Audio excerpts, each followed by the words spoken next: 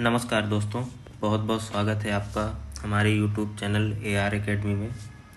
तो दोस्तों, हम लोग कई बार वीडियो लेकर आने की कोशिश करते रहे, लेकिन कभी भी आपको अच्छे से वीडियो प्रोवाइड नहीं करा पाए। तो इस बार हम लोग फिर से कोशिश कर रहे हैं और इस बार खुद से ये उम्मीद कर रहे हैं कि आपको ज़्यादा से ज़्यादा वीडियो प्रोवाइड करा सकें हम लोग, जो कि आपके एग्ज़ाम में काम आ सके।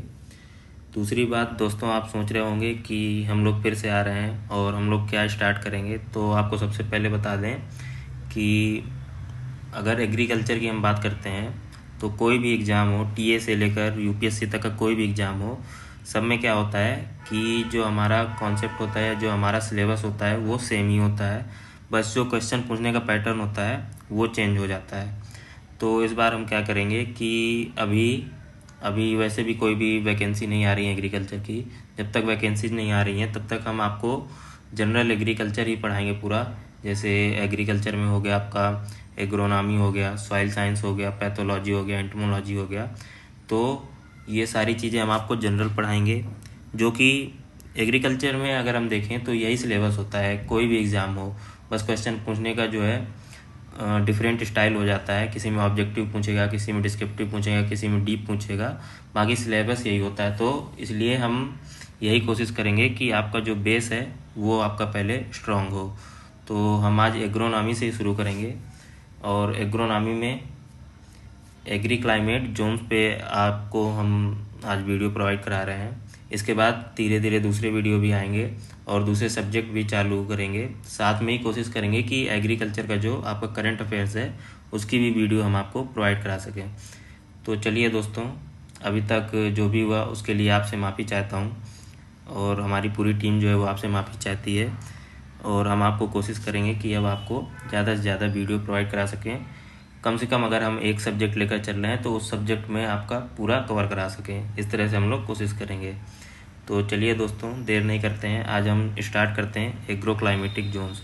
अगर आप एग्रोनॉमी की स्टार्ट करेंगे तो अगर आप किसी भी क्रॉप को बोएंगे, उसका कल्टीवेशन करना चाहेंगे, तो सबसे पहले आपको एग्री क्लाइमेटिक जोन्स को बारे में जानना बहुत ही ज़्यादा ज़रूरी है। एग्रो क्लाइमेटिक जोन्स क्या होता है, अगर हम इसकी बात करें तो ये एक लैंड होती है या लैंड को डिमार्केट किया जाता है। मतलब अगर आसान शब्दों में हम इसे बताएं तो जैसे हमारा इंडिया हो गया, इंडिया को हम क्या करते हैं, उसको अलग अलग पार्ट में बांट देते हैं। किस हिसाब से बांटते हैं, उसका बेस क्या होता है, तो उसका जैसे क्लाइमेटिक कंडीशन क्या हो गई, सॉइल का टाइप क्या हो गया, जियोग्राफिकल कंडीशन क्या हो गई, टोपोग्राफी क्या हो गई, या फिर वहाँ पर वाटर की अवेलेबिलिटी क्या हो गई। तो इस तरह के बेसिस बनाकर हम उसमें जो सेम रीजन होता है उसको एक पार्ट कर देते हैं, फिर जो उनसे डिफरेंट होता है उसको दूसरा पार्ट कर देते हैं।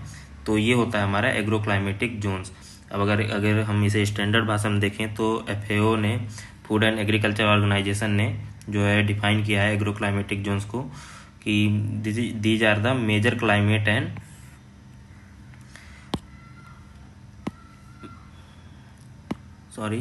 these are the major climate and growing period which is climatically suitable for certain range of crop and cultivars। मतलब ये एक तरह से मेजर क्लाइमेट और ग्रोइंग पीरियड के हिसाब से हम अगर इंडिया को पूरा बांट दें, जहाँ पर एक किसी रीजन पर एक कल्टीवार है, एक क्रॉप के लिए वो रीजन सुटेबल हो, तो उसे हम क्या कहते हैं, एग्रो क्लाइमेटिक जोन्स कहते हैं।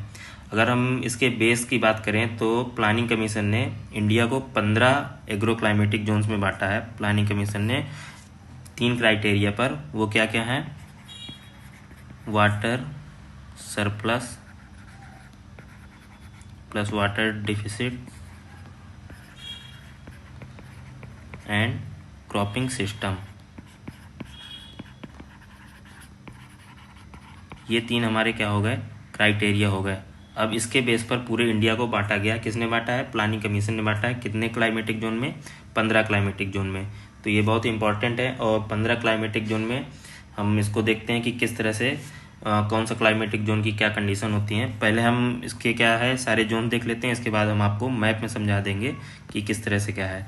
तो अगर हम बात करें तो सबसे पहला जो है क्लाइमेटिक जोन वो है हमारा वेस्टर्न हिमालयन रीजन। तो अगर हम हिमालयन रीजन की बात करें तो हिमालयन रीजन को 2 भागों में बांटा गया, वेस्टर्न एंड ईस्टर्न।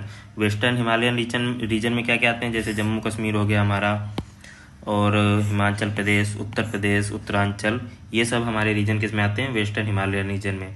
यहाँ अगर यहाँ की क्लाइमेटिक कंडीशन की बात करें तो अगर आप देखेंगे कि ये कौन सा रीजन है, हिमालय रीजन, तो आप समझ सकते हैं कि यहाँ की कंडीशन कैसी होंगी। पहला तो कूल होगा, फिर इसके बाद वहाँ जब ठंडक होगी और बरसात होगी तो ह्यूमिड रीजन होगा। ये रीजन कैसा होगा, कूल एंड ह्यूमिड। और अगर यहाँ बरसात की बात करें तो यहाँ लगभग बरसात कितनी होती है हमारी, 165 to 200 centimetre rainfall per year. ये हमारा क्या होता है, इतनी यहाँ पर लगभग बरसात होती है। और आपको पता ही है इस हिमालयन रीजन में जैसे हिमाचल प्रदेश हो गया, उत्तर प्रदेश का भी कुछ भाग आ जाता है, उत्तरांचल का भी, मतलब उत्तराखंड का पार्ट कुछ आ जाता है। तो यहाँ पर किस तरह की क्रॉप होती है, जैसे वीट हो गया, पोटैटो हो गया, आपको पता है। तो आपको क्या है, एक अगर आपको जनरल अंडरस्टैंडिंग होगी कि कौन सा रीजन में कौन से स्टेट आते हैं, अगर एक स्टेट भी पता होगा तो आप उस हिसाब से वहाँ की क्लाइमेटिक कंडीशन का भी गेस कर सकते हैं, वहाँ कौन सी क्रॉप होती होंगी इन चीज़ों को भी गेस कर सकते हैं। सारी चीज़ें आप क्या कर सकते हैं, पता कर सकते हैं। तो जैसे पोटैटो हो गया, वीट भी हो गया, वीट भी होता है, मेज हो गया, इस तरह की क्रॉप यहाँ पर उगा सकते हैं। ये हो गया हमारा वेस्टर्न हिमालयन रीजन। इसके बाद हमारा क्या आता है, ईस्टर्न हिमालयन रीजन। ये जैसे हमारा इंडिया का ऊपरी पार्ट है, तो ये हमारा इधर का आधा जो है ये हमारा वेस्टर्न रीजन होता है। और ये नॉर्थ ईस्ट वाला, जिधर नॉर्थ ईस्ट के जो हमारे स्टेट आते हैं, आसाम हो गया, सिक्किम हो गया, वेस्ट बंगाल हो गया, और जो मेघालय हो गया, मणिपुर, मिजोरम, ये सब जो रीजन आते हैं वो हमारे ईस्टर्न हिमालयन रीजन में आते हैं।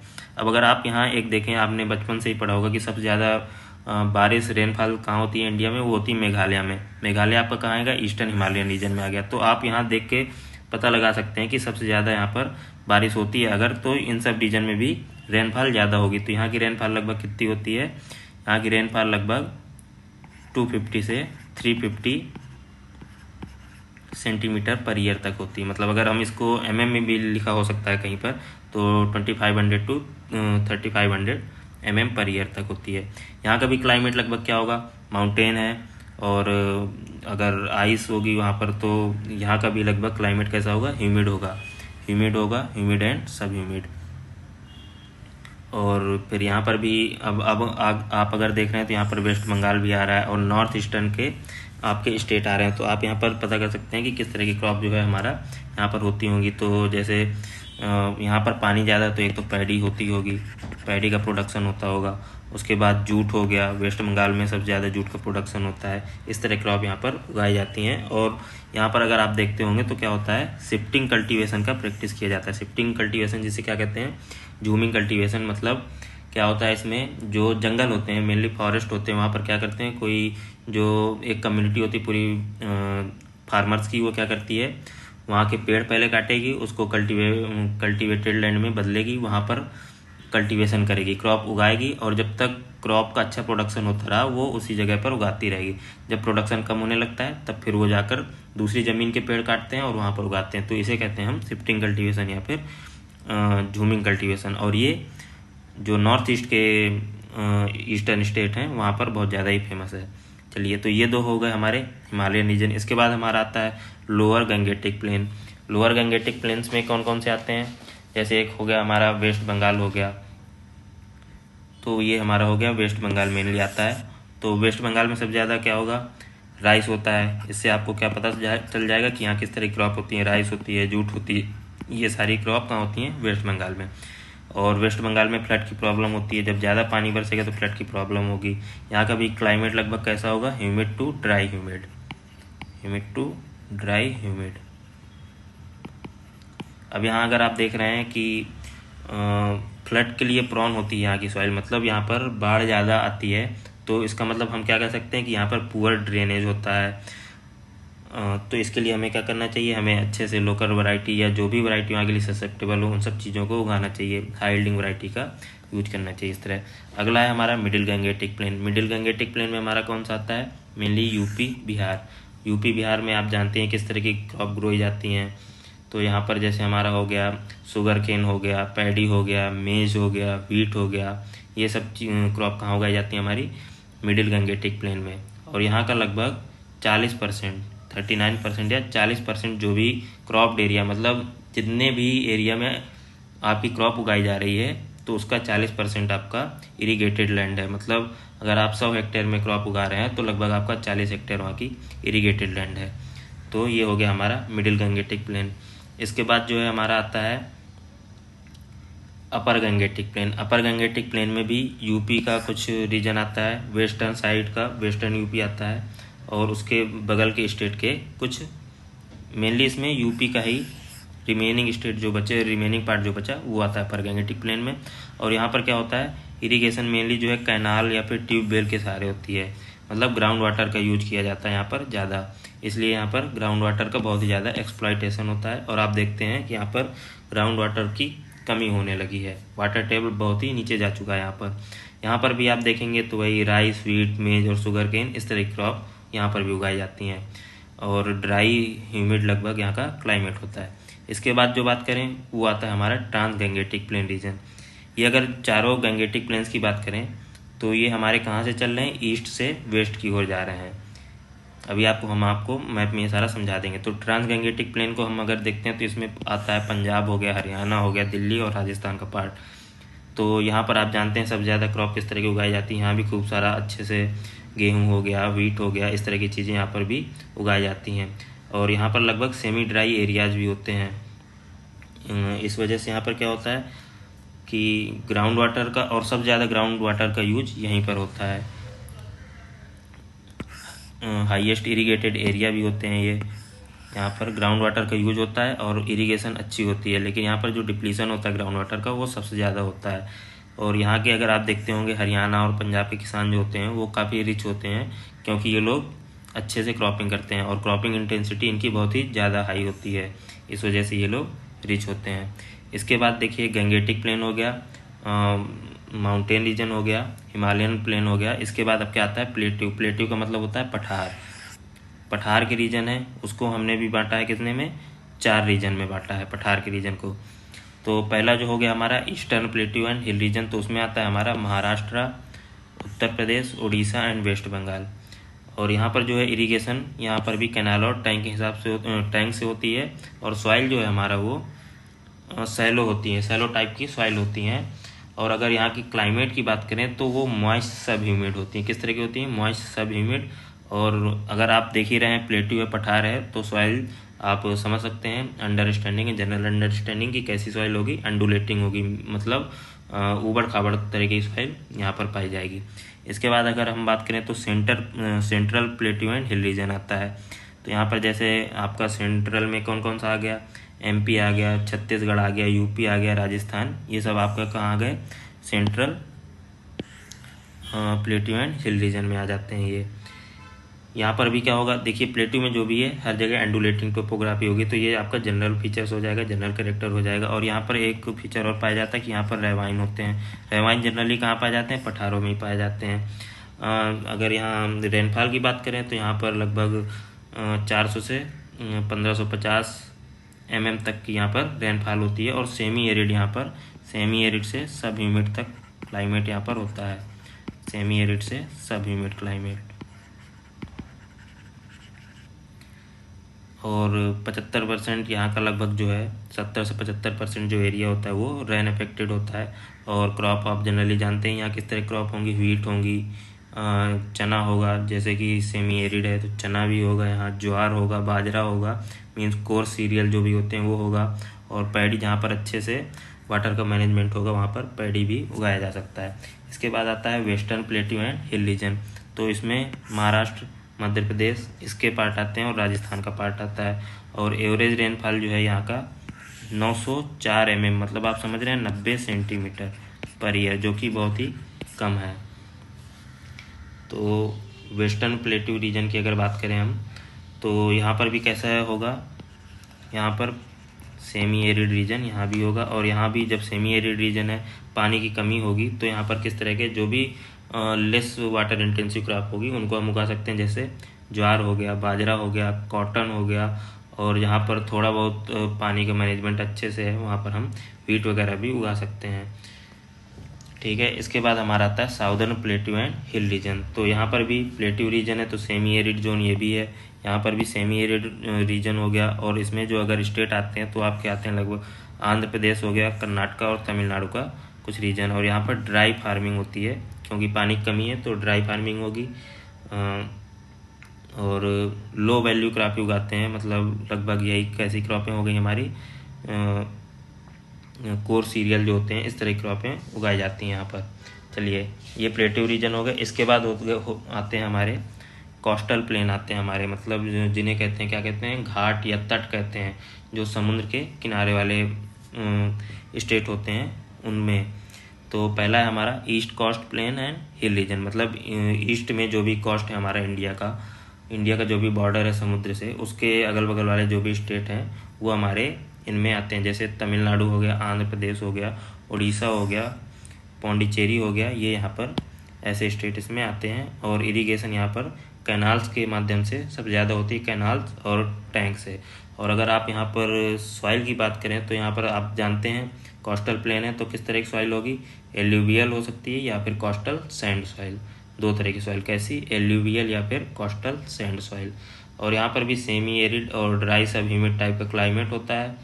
और आप जैसा कि जानते हैं कोस्टल प्लेन का एक सबसे अच्छा फीचर होता है क्या, यहाँ फिशरीज बहुत अच्छी होती है, क्योंकि समुद्र का पानी होता है, वहाँ पर फिशरीज अच्छी होती है। और क्रॉप की बात करें तो राइस हो गया, ग्राउंड नट हो गया, रागी, ज्वार बाजरा, इस तरह की क्रॉप यहाँ पर उगाई जाती हैं। इसके बाद हमारा आता है west coast plain and ghat region. तो वेस्टर्न जो कोस्ट है वहाँ पर जो भी स्टेट आते हैं वो हमारा आ गया इसमें western coast plain and ghat region. जैसे तमिलनाडु हो गया, केरला हो गया, गोवा हो गया, कर्नाटका हो गया, महाराष्ट्र हो गया, तो ये सब वेस्ट कोस्ट में आते हैं। और यहाँ पर ज़्यादातर क्या होता है, स्पाइसेज और प्लांटेशन क्रॉप होती हैं। जैसे नारियल हो गया हमारा, और स्पाइसेज हो गए,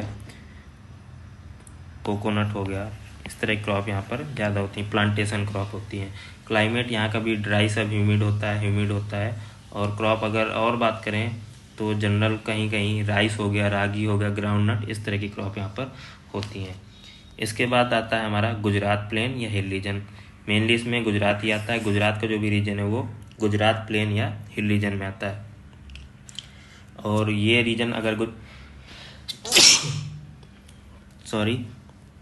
गुजरात की बात करें तो यहाँ पर एरिड रीजन होता है, लो रेनफॉल होती है, और इरिगेशन जो है ट्यूबवेल और वेल के माध्यम से होती है, या ट्यूबवेल या फिर ग्राउंड कुओं के माध्यम से होती है।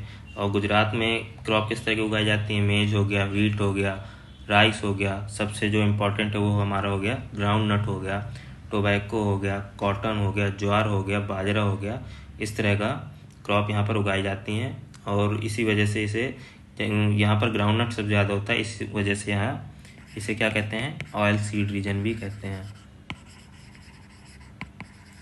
Oil seed reason. और जैसे कि ये एरिड रीजन होता है तो लगभग 60% एरिया हमारा ड्रॉट प्रोन होता है। इसके बाद आता है वेस्टर्न ड्राई रीजन। इसमें क्या आता है, राजस्थान के लगभग 9 डिस्ट्रिक्ट आते हैं, इसमें राजस्थान आता है वेस्टर्न ड्राई रीजन। अब आप समझ गए होंगे अगर राजस्थान आता है यहाँ पर तो किस तरह का यहाँ पर क्लाइमेट होगा, सैंडी डेजर्ट पाए जाएंगे, इरेटिक रेनफॉल, मतलब कभी कभार अगर रेनफॉल हो गई तो हो गई, नहीं तो नहीं होती है। हाई इवेपोरेशन होता है, जो वाष्पोत्सर्जन होता है या फिर ज़मीन से भाप बन जाना पानी का, ये ज़्यादा होता है। कहीं कहीं वेजिटेशन होता है, ग्राउंड वाटर जो है बहुत ही नीचे होता है, और फैमाइन और ड्रॉट जो है यहाँ पर कॉमन फीचर्स हैं इस रीजन के। और जो लास्ट है हमारा वो आता है हमारा आइलैंड रीजन। तो इंडिया के 2 आइलैंड है, अंडमान एंड निकोबार, और दूसरा क्या है, लक्षद्वीप। एक ईस्ट में है, एक वेस्ट में है, ये 2 आइलैंड है। तो यहाँ के रीजन को हम क्या कहते हैं, आइलैंड रीजन। तो आइलैंड क्या होता है, जो चारों तरफ से समुद्र से घिरा हो। तो जनरली ये क्या है, चारों तरफ से समुद्र से घिरे रहेंगे, और यहाँ टिपिकल इक्वेटोरियल क्लाइमेट पाया जाएगा। रेनफॉल लगभग 300 सेंटीमीटर पर ईयर होती है। और फॉरेस्ट यहाँ पर ज़्यादातर क्या होते हैं, फॉरेस्ट होते हैं, और अंडुलेटेड लैंड होती है। तो दोस्तों ये हमारे हो गए क्या, 15 के 15 क्लाइमेटिक जोन हो गए जो इंडिया के हैं। और ये इसको किसने डिवाइड किया है, इंडिया को 15 क्लाइमेटिक जोन में प्लानिंग कमीशन ने। चलिए अब आपको एक बार मैप में भी दिखा देते हैं। तो मैप में अगर आप देखें तो पहला क्या था, वेस्टर्न हिमालयन जोन। तो ये यहाँ पर आप जानते हैं यहाँ हिमालय है ये सब, तो ये जोन कौन सा है हमारा, वेस्टर्न हिमालयन जोन। और ईस्टर्न की बात करें तो ये जो नॉर्थ ईस्ट के 7 सिस्टर्स हैं, जो 7 स्टेट हैं, ये किस में आते हैं, ईस्टर्न हिमालयन रीजन में। तो आप समझ सकते हैं कि यहाँ का क्लाइमेट कैसा होगा और यहाँ का क्लाइमेट कैसा होगा। यहाँ पर रेनफॉल ज़्यादा होगी और यहाँ पर रेनफॉल कम होगी, दोनों जगह माउंटेन होंगे तो ह्यूमिड क्लाइमेट होगा। इसके बाद अगर हम तीसरा जो बात करें वो गंगेटिक प्लेन आते हैं। तो सबसे पहले कौन सा गंगेटिक प्लेन आता है, lower Gangetic plain. Lower Gangetic plain ये हो गया हमारा कहाँ, तो गंगा जैसे हमारे यहाँ उत्तराखंड से निकलती है गंगोत्री से और इधर को जाती है, तो इधर ईस्ट से वेस्ट की ओर हम जाएंगे और चारों गंगेटिक प्लेन हमारे मिलते जाएंगे। तो पहला लोअर गंगेटिक प्लेन ये लगभग वेस्ट बंगाल के आसपास। इसके बाद फिर और थोड़ा ऊपर जाएंगे तो मिडिल गंगेटिक प्लेन यहाँ पर, जिसमें थोड़ा यूपी का भाग भी आ जाएगा। इसके बाद जाएंगे तो हमारा कौन सा रीजन आएगा, अपर गंगेटिक प्लेन। और इसके बाद हम जब आगे बढ़ेंगे तो फिर ट्रांस गंगेटिक प्लेन। ये हो गए हमारे 4 गंगेटिक रीजन, गंगा के रीजन हो गए। इसके बाद हम अगर बात करें तो जो 7वां रीजन है वो कौन सा है, हमारा प्लेट्यू के पठार वाले रीजन हो गए। तो पठार कहाँ पर होंगे हमारे, लगभग ये सेंट्रल इंडिया में। घाटों को छोड़ दिया जाए, पर्वतों को छोड़ दिया जाए तो फिर हमारे क्या बचेंगे, पठार बचेंगे। तो पहला कौन सा है, ईस्टर्न प्लेट्यू एंड हिल। तो ईस्टर्न में यहाँ पर आप देखते होंगे यहाँ कौन से स्टेट आते हैं, आंध्र प्रदेश हो गया और ये इस तरह के स्टेट हमारे, ये ईस्टर्न प्लेट्यू हिल हो गया। इसके बाद हमारा कौन सा आएगा, सेंट्रल में। सेंट्रल में एमपी पड़ गया और जो भी स्टेट आसपास के रीजन हो गए वो हमारे सेंट्रल प्लेट्यू में आ गए। इसके बाद वेस्टर्न प्लेट्यू रीजन, तो इस तरफ के जो रीजन हो गए तमिलनाडु केरला ऊपर की ओर जाएंगे तो ये वेस्टर्न हो गया। इसके बाद ये कौन सा है हमारा बचा, साउदर्न प्लेट्यू हिल। तो यहाँ पर ये तमिलनाडु वगैरह आ गया, कर्नाटका केरला। वेस्टर्न प्लेट्यू हिल में ये महाराष्ट्र वगैरह ये हो गया। इसके बाद क्या आएगा हमारा, कोस्टल रीजन। ये जैसे ये हमारा समुद्र है तो इनके बगल वाले रीजन कौन से होंगे, हमारे कोस्टल रीजन कहलाएंगे। तो कोस्टल रीजन में अगर हम ईस्टर्न कोस्टल रीजन की बात करें तो ये सारा पूरा प्लेन आ जाएगा, इधर के स्टेट जितने हो गए। और वेस्टर्न कोस्टल प्लेन की बात करें तो हमारे ये रीजन आ गए। इसके बाद 2 रीजन और, एक गुजरात प्लेन जिसमें गुजरात आएगा और इसके बाद ये राजस्थान का प्लेन जहाँ पर क्या होगा, हमारे एरिड जोन होगा। और फिर इसके बाद हमारे जो है 2 आइलैंड हो गए, कौन से, अंडमान निकोबार और लक्षद्वीप आइलैंड। तो दोस्तों ये था आज का हमारा एग्रो क्लाइमेटिक रीजन के बारे में। इसका PDF 4-5 क्लास के बाद हम एक साथ आपको टेलीग्राम पर प्रोवाइड करा देंगे। आज के लिए बस इतना, बहुत ही जल्द आएंगे आपके साथ दूसरी